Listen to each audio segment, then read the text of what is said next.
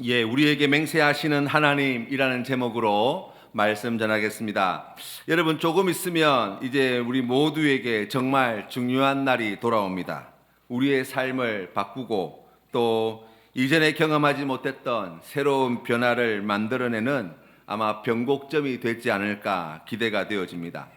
그래서 여러분의 선택과 결정이 너무나 중요하죠. 여러분의 선택과 결단에 따라서 여러분의 자녀들뿐만 아니라 우리의 지역사회의 미래가 달라질 수도 있습니다. 그렇기 때문에 여러분, 다른 사람들의 눈치를 볼 필요가 없어요. 바로 여러분이 이 모든 일들의 주인공이 되어야 하는 거예요. 하나님 앞에 부끄러움이 없는 올바른 선택을 해주시기를 당부드립니다. 아마 여러분들 가운데에 마음이 정해진 분들이 많이 계실 것입니다. 바로 이날 여러분이 여러분의 손으로 더 좋은 미래를 위해서 더 좋은 선택과 결정을 해 주실 텐데, 그 모든 결정들이 하나님의 선하신 뜻 아래에서 이루어지고 하나님께 영광이 되는 귀한 결정이 되기를 주님의 이름으로 축복합니다. 제가 무슨 말씀을 드리는지 다 아실 줄로 압니다. 3월 14일부터 시작되어지는 특별 새벽성회, 여기에 동참하겠습니다 라는 결단과 결정과 선택을 이미 다 하셨지요? 안 하셨습니까? 다 하신 줄로 믿습니다. 이게 중요한 일이에요. 우리의 미래, 우리 자녀의 미래, 우리 가정의 미래, 우리 교회의 미래, 우리 지역사회의 미래를 위해서 더 중요한 일이 무엇이냐라고 이야기하면 하나님의 이 귀한 말씀을 붙잡는 이 특별 새벽성이야말로 아마 우리의 삶에 가장 특별한 기적과도 같은 기적이 일어나는 그러한 아침이 되어질 것입니다. 사랑하는 성도님들 모두가 다 그러한 믿음으로 간절함으로 하나님 앞에 나아오시는 우리 귀한 성도님들 되시기를 바랍니다. 우리가 사는 것이 믿는 것이다 라는 주제를 가지고 우리가 사순절 특별 새벽 기도회를 시작하려고 합니다. 정말 기적이 일어나는 아침이 되어질 수 있도록 하나님께서 우리의 삶을 변화시키시고 우리의 신앙을 성숙시키시고 우리 센텀 장로교회를 새롭게 하시고 또 우리 지역사회가 새로워지는 기적이 일어나는 아침으로 만들어 주실 것이라 확신합니다.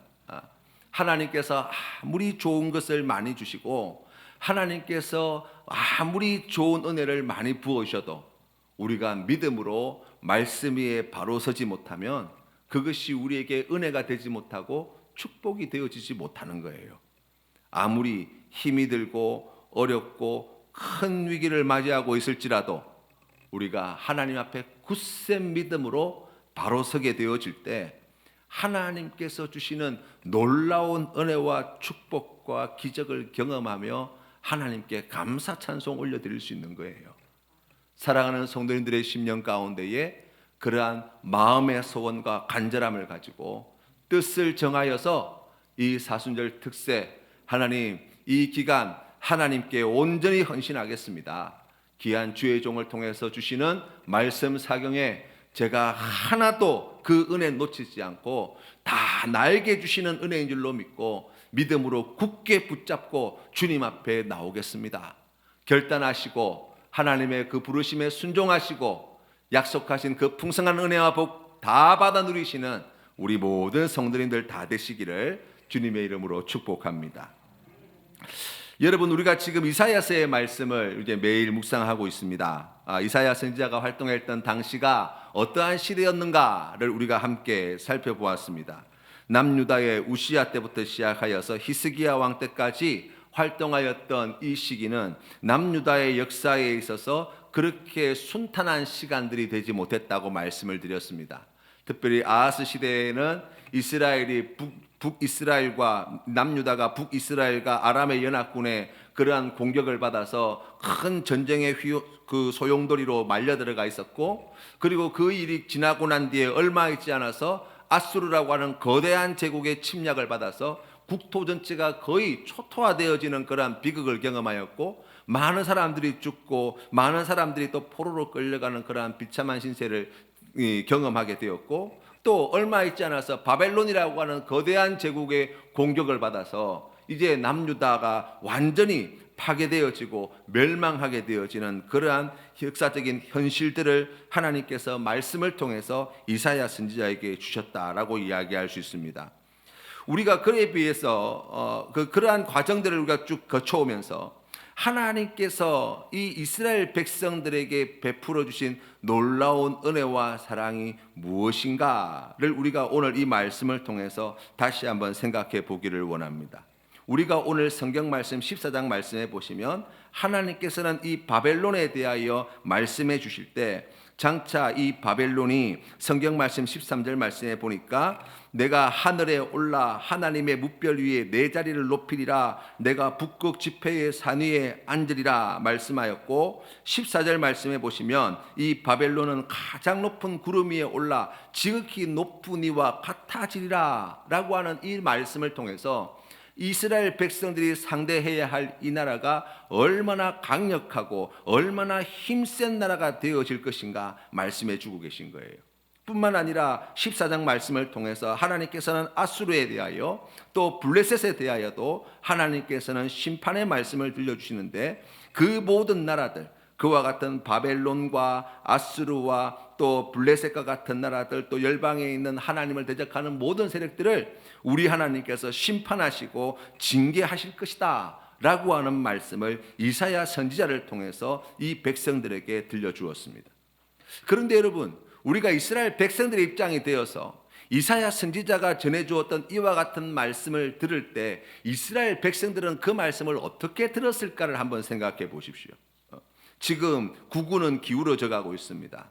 여러 차례의 큰 전쟁을 통해서 나라는 완전히 초토화되어지고 거기에 수많은 사람들이 죽어나가고 이제 더 이상 이 나라에 소망이 없다라고 생각되어질 만한 고통과 고난의 시간들이 연속되어지고 있습니다.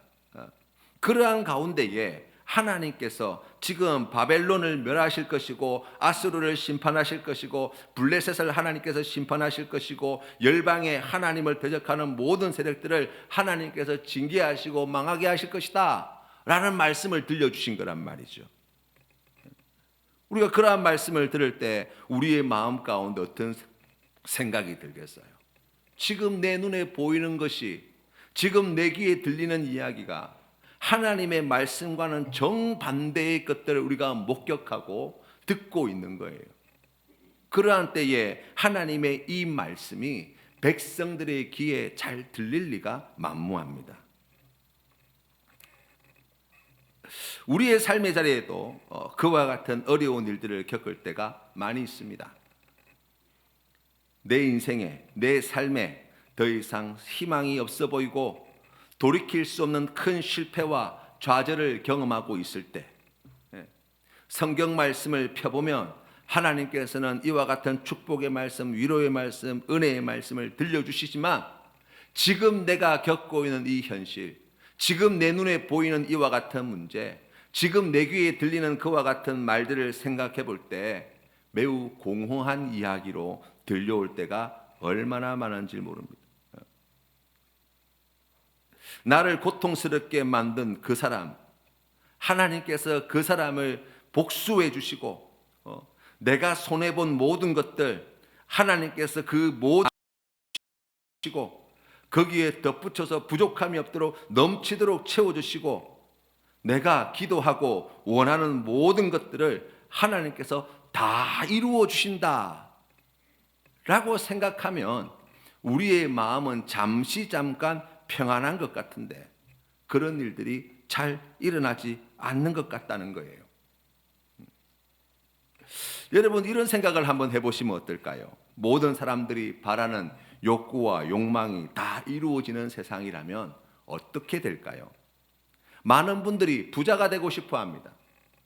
더 부유한 삶을 꿈꾸며 그것을 위해서 노력하며 살아갑니다. 정말 어느 날 하나님께서 그러한 사람들의 욕구와 욕망을 다 아시고 어느 날 자고 일어났더니 모든 사람들이 다 통장에 100억이 찍혀 있는 그러한 큰 부자가 되었다고 한번 생각해 보자고요. 엄청난 부자가 되어서 이제 돈 걱정 없이 먹고 싶은 거 먹고 사고 싶은 거 사고 다니고 싶은 데 다 다니면서 이제 평화롭게 여유롭게 행복하게 즐겁게 살 수 있겠구나 라는 생각이 들지 않습니까? 그러나 현실은 그와 정반대가 될 거예요.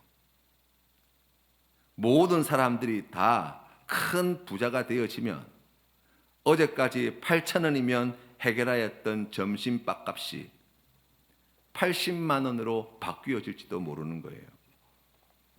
결론적으로 하루아침에 모든 사람들이 다 재산이 100억이나 되어지는 큰 부자가 되어진다고 해서 내 삶에 달라지는 것은 아무것도 없다라고 이야기할 수 있어요. 괜히 숫자 단위가 올라가 가지고 계산하기가 굉장히 복잡해질 수 있어요. 인간의 욕구와 욕망은 모든 사람들이 다 가지고 있어요. 그런데 가만히 생각해 보세요. 모든 사람들이 다 명품을 가진다면 그 명품은 더 이상 명품으로서의 가치가 없다고 이야기할 수 있어요. 나만 가져야 되는 거예요. 나만 누려야 되는 거예요. 이것이 바로 아수르와 바벨론과 같은 대제국들이 가지고 있는 영성이에요. 모든 것들을 다 내 것으로 만들어 버리겠다는 거예요. 그 모든 좋은 것들을 다 내가 차지하겠다는 거예요. 모든 땅을 다 내 나라로 만들어 버리겠답니다. 정말 그렇게 되면 어떻게 될까요? 인류의 역사가 우리에게 보여주는 사실은 이것입니다. 거대한 제국 가운데에 지금까지 살아남은 제국은 하나도 없다는 거예요. 역사 속에서 다 망했어요. 모든 것을 다 가시려고 하였고 그 모든 것을 다 차지하여서 세계의 통치자의 자리에 올랐습니다. 더 이상 두려울 것도 없고 더 이상 더 가질 수 있는 것이 없다고 할 만한 모든 것들을 다 취하였습니다. 그러나 그 끝은 언제나 비극적인 파괴와 멸망만이 남아 있었다는 거예요. 사람들은 자기가 마음에 들지 않고 자기에게 상처 주고 고통 주는 사람들을 하나님께서 복수해 주시기를, 하나님께 큰 징계와 심판을 받았으면 좋겠다는 생각을 합니다. 하나님, 저런 사람은 하나님이 좀 손보시고 혼내주시고 다시는 저런 나쁜 짓을 하지 못하도록 정신을 바짝 차리도록 하나님께서 그러한 사람들을 갖다가 다 쳐주셨으면 좋겠습니다 라는 생각을 합니다. 여러분, 어느 날 하나님이 그러한 우리의 기도를 들으시고 좋다, 너희들 전부가 다 내가 손봐줬으면 좋겠다 싶은 사람들 명단을 제출해라. 사람들이 다 그것을 써가지고 하나님께 청구서를 다 보내고 나면 어떻게 될까요? 내가 제일 먼저 하나님께 징계를 받고 있을지도 몰라요. 그렇지 않습니까? 지구상에 존재하는 모든 사람들이 다 하나님으로부터 징계와 심판을 받게 될 것입니다. 저부터 말입니다. 우리가 삶을 살아가다 보면 늘 행복하고 기쁘고 좋은 일만 일어나지 않습니다. 고민스럽고 고통스럽고 감당하기 어려운 슬픈 일들을 겪을 때가 얼마나 많은지 모릅니다. 하루도 마음 편히 살지 못하고 두려움과 염려 속에 살 때가 얼마나 많은지 모릅니다. 그러한 때에 하나님께서는 이사야 선지자를 통해서 주시는 말씀을 통하여 우리에게 귀한 복음을 전해 주십니다. 바로 아수르와 바벨론과 같은 하나님이 택하신 남유다에게 큰 고통과 고난을 안겨주었던 바로 이와 같은 큰 제국들을 바라볼 때 두려워해서는 안 된다고 말씀하시고, 또한 하나님보다 더 믿고 신뢰하여서도 안 된다고 말씀하시는 거예요. 그들이 엄청나게 거대하고 힘이 세고 대단해 보여도 하나님께서 역사의 주관자가 되어 주셔서 그 모든 나라와 제국들을 심판하시고 징계하실 것이기 때문입니다. 하나님은 이스라엘이 가장 깊은 절망의 자리에 있을 때, 가장 큰 슬픔과 고통 가운데 허덕이고 있을 때, 길을 잃어 방황하여 탈진하여 쓰러질 지경이 되었을 때에 하나님께서는 이 말씀을 주셨어요. 교만하고 어리석은 이스라엘의 허물과 부패와 불신앙의 죄를 벗겨내시는 데에 이와 같은 나라들을 사용하시고 마침내 그 고통과 고난과 절망에서 다시 구원해내시는 하나님이 되실 것을 약속해 주고 계신 거예요. 우리의 신앙의 삶에서도 마찬가지입니다. 우리가 겪고 있는 많은 고난과 고통과 시련과 아픔과 절망과 슬픔과 같은 그와 같은 일들 말입니다. 그것이 당장 우리의 눈에 보기에는 참으로 괴롭고 힘들고 피해야 하고 없어져야 할 것 같지만 우리 하나님께서는 그러한 때조차도 우리를 변함없이 사랑하여 주시고 우리에게 변함없는 은혜를 베풀어 주셔서 그 모든 일들을 통하여 우리 안에 있는 미련하고 어리석고 교만하고 허탄한 것을 쫓아가는 그러한 잘못을 벗겨내시고 하나님이 아닌 다른 그 무엇을 의지하고 더 신뢰하는 불신앙의 죄를 씻어주시고 하나님께서 기뻐하시는 귀한 믿음의 사람으로 연단하시는 데에 이 모든 시간들을 사용해 주신다 약속해 주시는 거예요. 하나님께서는 하나님이 사랑하는 이스라엘 백성들을 괴롭혀서 바벨론과 아스루와 블레셋과 같은 나라를 심판하시겠다고 말씀하신 것이 아니에요. 오늘 이 말씀을 우리가 오늘 읽었던 이사야 14장의 말씀을 가만히 살펴보면 하나님께서 왜 바벨론을 아수르를 블레셋을 그리고 다른 나라들을 이와 같이 징계하고 심판하시는가? 이스라엘 백성들을 괴롭게 하고 이스라엘 백성들을 아프게 하였으니 너희들도 피눈물 한번 흘려봐라 라고 하나님께서 이 나라들을 치시는 것이 아니에요. 그 이유가 1절 말씀에 이렇게 나와 있습니다.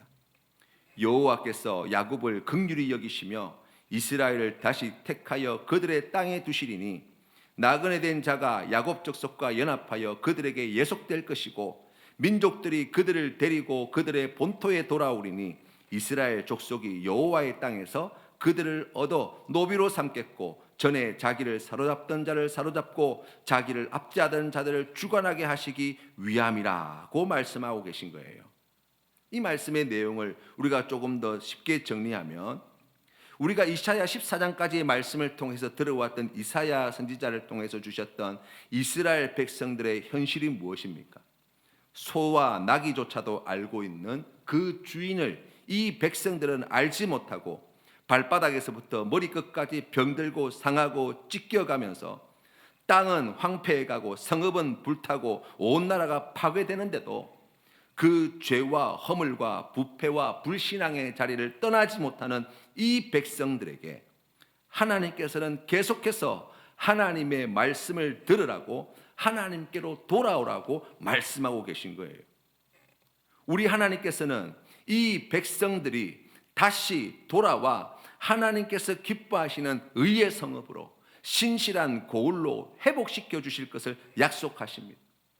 하나님을 예배하였던 시온은 정의로 구속되고 잡혀간 남은 자들은 돌아온 자들은 공의로 구속함을 받게 될 것이라고 약속해 주십니다. 더 나아가 모든 열방이 여호와의 산에 올라 하나님을 예배하며 하나님의 말씀에 순종하고 따르게 될 것이고 이 일을 위하여 하나님께서 택하신 이스라엘 족속들을 하나님께서는 귀하게 사용하시겠다고 말씀하고 계신 거예요. 그리하여 다시는 전쟁이 없고 하나님이 주신 평화가 영원히 지속되어지는 하나님의 나라를 만드시겠다는 거예요. 그것을 위해서 이 백성들이 다시 하나님께로 돌아오도록 하기 위해서, 그리고 하나님께서 약속하신 이와 같은 많은 일들을 이루시기 위해서 하나님께서 바벨론과 아수르와 블레셋과 열방을 심판하시고 징계하시겠다고 약속하고 계신 거예요.